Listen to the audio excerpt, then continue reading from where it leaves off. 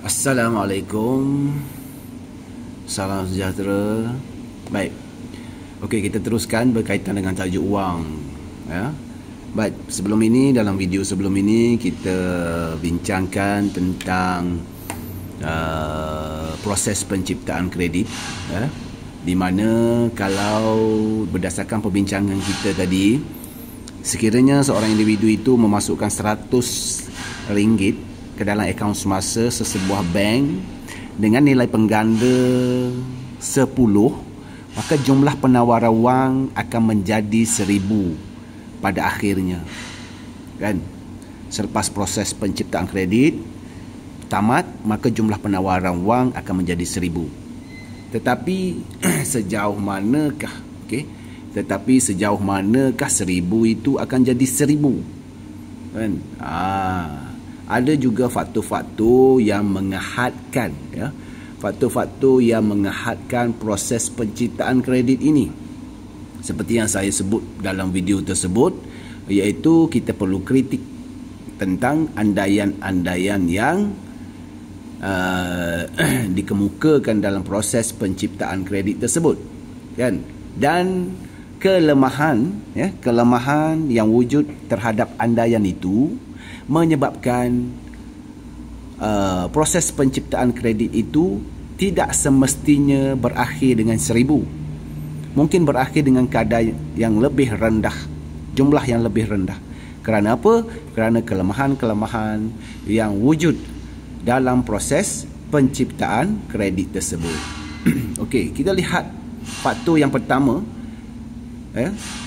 Faktor yang pertama yang menyebabkan proses penciptaan kredit itu terbatas. Yang pertama, pegangan rizab tunai yang berlebihan. Ya. Terdapat bank perdagangan yang memegang rizab tunai lebih dari nisbah yang ditetapkan oleh bank pusat. Kan? Bank pusat menetapkan 10% nisbah rizab. Tapi bank perdagangan dia pegang lebih.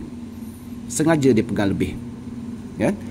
Untuk menjaga, sebagai langkah awasan, untuk menjaga keselamatan dan keteguhan kecairan bank tersebut. Kecairan itu maksudnya ialah jumlah tunai yang dimiliki oleh sesebuah bank. Semakin banyak tunai yang dimiliki oleh sesebuah bank, maka semakin tinggi, semakin teguh kecairan bank tersebut. Okey, maka jumlah lebihan rizab yang boleh dipinjamkan akan berkurangan dan seterusnya proses penciptaan kredit akan terhad, akan berkurang. Okay? So maksud faktor yang pertama ini ialah bank perdagangan itu dia simpan lebih daripada yang diwajibkan oleh bank pusat sebanyak 10%. Dia sengaja simpan lebih, kan? Macam contoh dalam video sebelum ini, kan? Bank pusat wajibkan 10% daripada 100 yang disimpan oleh individu A. Betul tak? Ya? So dia perlu simpan sebanyak RM10. Tetapi bank tersebut menyimpan sebanyak 20, menyebabkan lebihan rizab hanya 80 sahaja, kan? So bila pinjaman sedikit sahaja diberi kepada individu B, maka proses penciptaan kredit yang seterusnya akan lebih rendah lah, akan lebih rendah. Okey, baik.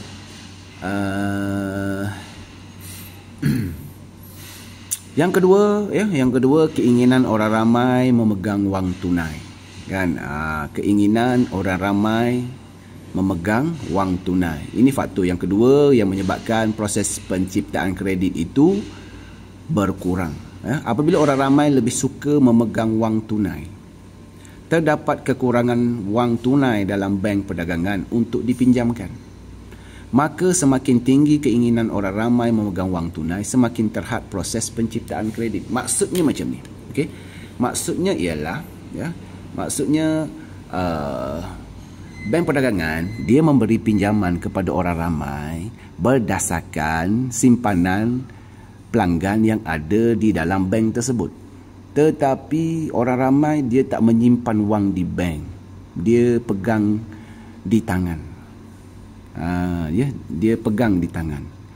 Memegang wang tunai yang tinggi. Keinginan dia nak pegang wang tunai sendiri yang tinggi. Ini menyebabkan apa? Menyebabkan simpanan di dalam bank rendah, maka pinjaman yang boleh dibuat oleh bank kepada orang ramai yang lain pula akan lebih rendah. So semakin rendah pinjaman, semakin lemah proses penciptaan kredit. Sebab apa? Sebab proses penciptaan kredit berlaku berdasarkan pinjaman yang dibuat oleh bank kepada orang ramai. So kalau bank tu tak ada simpanan orang ramai untuk dipinjamkan kepada orang lain, maka pinjaman akan berkurang. Okey, pinjaman akan berkurang. So bila pinjaman berkurang, maka proses penciptaan kredit akan terbatas. Okey, yang ketiga, ini adalah kelemahan dari segi andaian. Kebocoran wang tunai berlaku. Berlaku kebocoran wang tunai. Apabila banyak urus niaga dijalankan tanpa menggunakan cek. Okey, apabila banyak urus niaga dijalankan tanpa menggunakan cek, tetapi menggunakan wang tunai.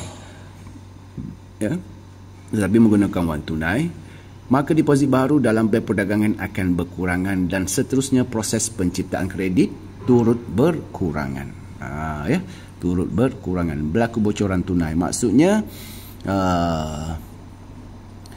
tidak semualah urus niaga tidak semua urus niaga menggunakan cek. Kan? Ada juga urus niaga yang menggunakan tunai.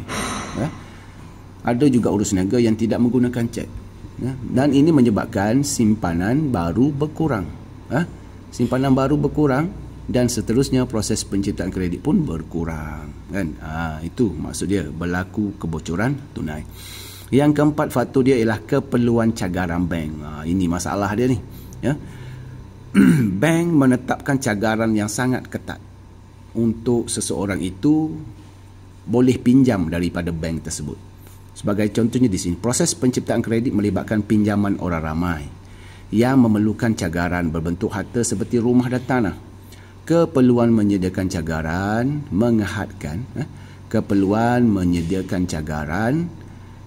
menghadkan keupayaan orang.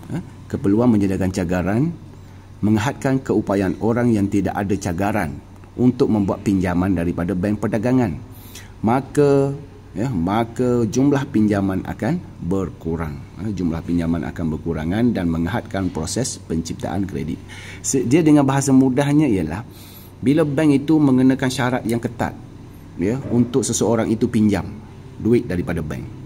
So bila syarat ketat, ramai yang tidak lulus pinjaman. Maka duit ada je dalam bank. Duit itu berada di dalam bank. Tak dipinjamkan kepada orang ramai. Sebab apa? Sebab syarat cagaran tu yang ketat sangat. Dan tak semua peminjam ini dia ada cagaran untuk dicagarkan kepada bank. So pinjaman tidak berlaku. Orang ramai tak dapat pinjaman dan duit itu berada di dalam bank. Tidak bergerak. So bila tidak bergerak, proses penciptaan kredit tidak berlaku. Sebenarnya keperluan cagaran bank ini melibatkan syarat yang ketat. Menyebabkan pinjaman tidak berlaku. Selagi pinjaman tidak berlaku, proses penciptaan kredit juga tidak akan berlaku.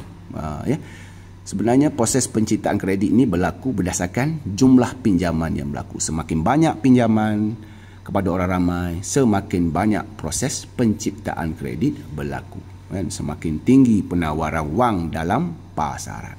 Okey. Baik. Yang terakhir sekali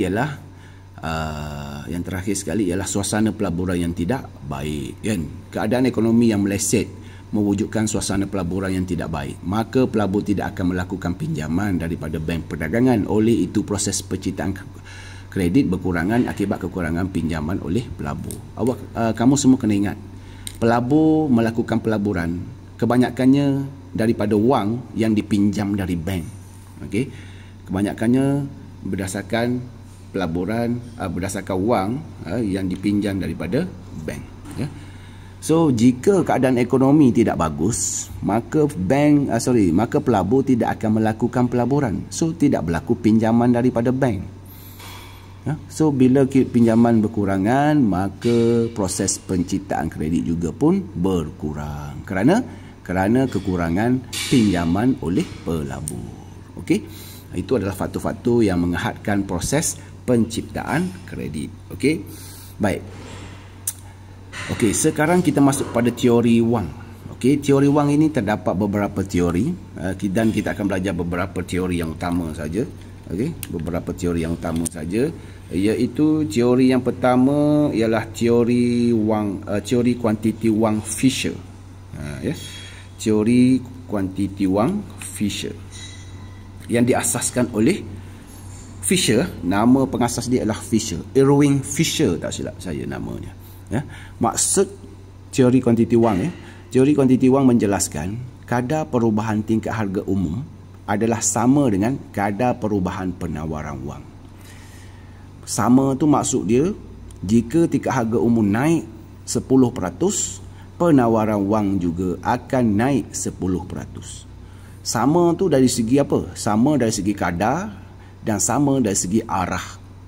Naik, turun. 10% sama 10%, 5% sama 5%. Itu maksud sama di sini. So persamaan yang diperkenalkan oleh Fisher, iaitu persamaan kuantiti wang Fisher, ialah MV sama dengan PT. Okey, MV sama dengan PT, iaitu persamaan pertukaran yang menunjukkan hubungan antara penawaran wang M, simbol dia M, dengan tingkat harga umum P. Okey, dengan tingkat harga umum P. Okey, NV sama dengan PT. Maksud M ialah penawaran wang dalam bentuk RM. V ini ialah halaju edaran wang ataupun halaju pusingan wang. Maksud V ini ialah sejauh mana, secepat mana, secepat mana wang itu bertukar tangan daripada satu individu ke individu lain, kan? Dan ia biasanya dipengaruhi oleh keadaan ekonomi. Semakin bagus keadaan ekonomi, semakin tinggi nilai V. Okey. P pula ialah tingkat harga umum, manakala T ialah jumlah urus niaga dalam bentuk unit. Okey, dalam ukuran unit. T juga dikenali sebagai pendapatan negara benar. Pendapatan negara benar. Saya ulang sekali lagi, pendapatan negara benar, ataupun jumlah urus niaga. Maka MV mengukur jumlah perbelanjaan. So dalam kes ini, MV ini maksudnya penawaran wang darab dengan halaju edaran wang yang mengukur jumlah perbelanjaan, manakala PT, harga darab kuantiti ataupun pendapatan negara benar, ialah jumlah keluaran atau pendapatan negara. Darab, kalau darab dengan harga, kita akan dapat pendapatan negara nominal. Kalau T sahaja, nilai T sahaja, itu pendapatan negara benar. Bila darab dengan harga, dia akan jadi pendapatan negara nominal. Nominal. Baik. So Fisher ini memperkenalkan beberapa andaian. Okey. Fisher ini memperkenalkan beberapa andaian. Yang pertama, andaian dia ini menyebabkan dikritik oleh beberapa teori-teori ekonomi yang lain. Okey. Andaian Fisher yang pertama, ekonomi sentiasa mencapai guna tenaga penuh. Okey, iaitu tingkat keluaran tidak boleh ditambah. Kan? Maksudnya guna tenaga penuh ini semua faktor pengeluaran telah digunakan. Maka jika berlaku pertambahan permintaan, maka tidak boleh ditambah lagi dah keluaran. Apa yang berlaku menyebabkan harga yang naik. Maka di sini ekonomi mencapai sentiasa ekonomi, menurut Fisher, ekonomi ini sentiasa mencapai guna tenaga penuh, iaitu tingkat keluaran tidak boleh ditambah lagi dah. Maka nilai T adalah tetap. So dalam andaian andaian Fisher ini, okey, MV sama dengan PT ini, okey. So dengan andaian tadi menyebabkan nilai T-nya adalah tetap. Okey, nilai T-nya adalah tetap. Andaian kedua, halaju pusingan wang juga diandaikan tidak berubah oleh Fisher. Maka nilai V adalah tetap. So V pun tetap. Sebab itulah dalam maksud dia, kadar perubahan tingkat harga umum P adalah sama dengan kadar perubahan penawaran wang M. Yang berubah hanya M dan P sahaja. Okey. Yang berubah hanya M dan P sahaja. Okey. Dua andaian Okey, tetapi andaian ini kita boleh simpulkan. Okey, kita boleh simpulkan dengan dua perkara berikut. Okay, kita boleh simpulkan dengan dua perkara berikut. Yang pertama, oleh sebab nilai T dan V adalah tetap, maka pertambahan penawaran wang akan menyebabkan kenaikan tingkat harga umum dengan kadar yang sama. Maksudnya, perubahan penawaran wang, perubahan M akan mempengaruhi P sahaja, tidak mempengaruhi V dan T, kan? Yang kedua, jika penawaran wang bertambah 10%, maka tingkat harga umum pun naik sebanyak 10%. Kadar yang sama, arah yang sama. Sebaliknya, jika penawaran wang itu menurun 10%, tingkat harga umum pun turun sebanyak 10%. Ini adalah kesimpulan, ini adalah implikasi. Okey, adalah implikasi daripada andaian yang dibuat oleh Fisher. Tetapi teori Fisher ini mendapat kritikan daripada Bro Keynes ini. Okey, dapat kritikan daripada Pak Cik Keynes, iaitu pengasas teori ekonomi moden, nama dia John Maynard Keynes, tak silap saya, terhadap teori Fisher ini. Okey, Keynes ini kritik dan dia menghasilkan teori yang baru. Dia tak kritik saja, kita tak boleh kritik saja teori orang, mesti sama ada kita perbaharui, kemaskini dia punya teori, ataupun kita hasilkan teori kita sendiri. Ini tahu kritik je, tak boleh. Itu bukan budaya akademik yang digalakkan. Jadi, bila Keynes ini, dia mengkritik beberapa kelemahan yang wujud dalam teori kuantiti wang Fisher. Okey. Yang pertama, guna tenaga penuh tidak sentiasa tercapai bagi Keynes. Maka keluaran negara boleh ditambah, iaitu nilai T tidak semestinya tetap. Nilai T tidak semestinya tetap kerana bagi Keynes, guna tenaga penuh tidak selalu dicapai dalam ekonomi. Yang kedua, Keynes bagi tahu halaju pusingan wang juga sentiasa berubah mengikut keadaan ekonomi. Dan semakin bagus ekonomi, semakin tinggi nilai V. Dalam keadaan ekonomi yang melambung, nilai V adalah tinggi. Manakala dalam keadaan ekonomi yang meleset, nilai V adalah rendah. Maka nilai V tidak semestinya tetap juga bagi Keynes. Keynes tidak setuju. Dan dia ada alasan dia, iaitu ini alasan dia. Ekonomi meleset dan ekonomi melambung. So dia dah ada bukti, kan? Dia dah ada bukti. Dia sudah kaji. Yang ketiga, oleh sebab nilai T dan V tetap, oleh sebab nilai T dan V tidak tetap pada pandangan Keynes, maka penawaran wang tidak semestinya, nilai M tidak semestinya mempengaruhi tingkat harga umum sahaja. Maknanya M ni tidak semestinya mempengaruhi P sahaja. Sebaliknya, boleh mempengaruhi M, V, P dan T, saling mempengaruhi antara satu sama lain. Semua saling mempengaruhi. Teori tidak mengambil kira peranan kadar bunga.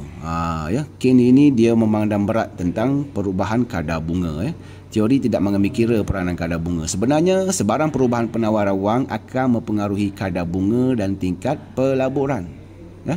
Ini penawaran wang ni, kita akan lihat nanti bagaimana penawaran wang ini mempengaruhi kadar bunga.